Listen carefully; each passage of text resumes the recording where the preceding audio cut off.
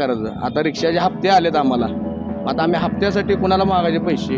आता गाड्या आमच्या बसून आहेत काय काय.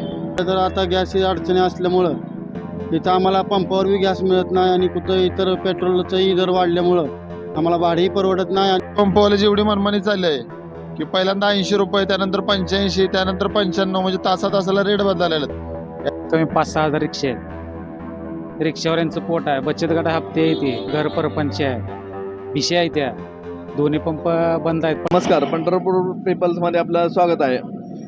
युद्धजन्य परिस्थितीमुळे गॅसचा तुटवडा झालेला आहे. आज पंढरपुरातील सांगोला चौक येथील पंपावर आपण आलेलो आहोत. हे पंप बंद अवस्थेत आहे आणि पंढरपुरातील दुसरा पंप जो आहे लिंक रोडवरील तो पण बंद आहे.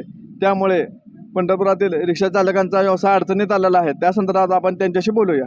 कमी 5-6 हजार रिक्षा आहेत. रिक्षावाल्यांचं पोट आहे, बचत गट हप्ते येते, घर परपंच आहे, भिशी आहे, त्या दोन्ही पंप बंद आहेत. सांगोला चौकात एक LPG पंप आहे, लिंक रोडला एक LPG पंप आहे, दोन्ही पंप बंद आहेत.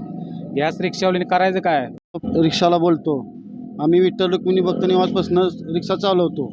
सध्या तर आता गॅसची अडचणी असल्यामुळं इथं आम्हाला पंपावर बी गॅस मिळत नाही आणि कुठं इतर पेट्रोलचाही दर वाढल्यामुळं आम्हाला भाडेही परवडत नाही. आणि विशेष म्हणजे भाडे आम्ही कस्टमरसुद्धा पैसे आम्हाला व्यवस्थित देत नाही.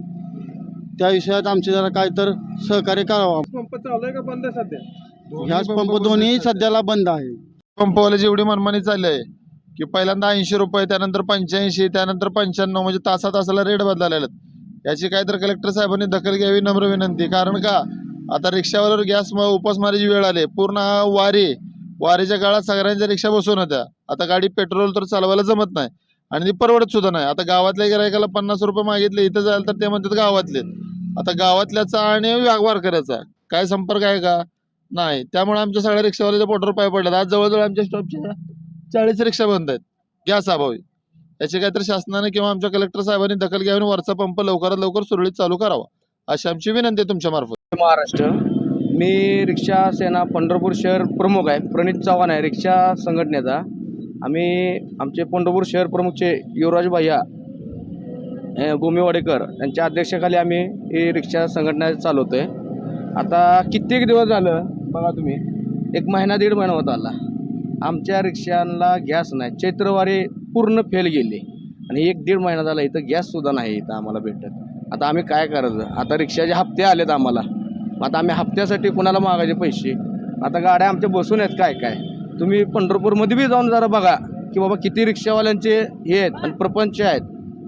कुणाला असं बी नाही की सगळ्यांच्या हातावर पोट आहेत. हे असं की बाबा हेच नाही, ह्याचं आहे, कसं आहे, कोणाच्या बिल्डिंगा नाहीत. सगळे रिक्षावाले सर्व गोरगरीब आहेत आणि यांच्यासाठीच आमची एक विनंती आहे की लवकरात लवकर यांनी पंप सुरू करावं, एवढंच आमची विनंती आहे.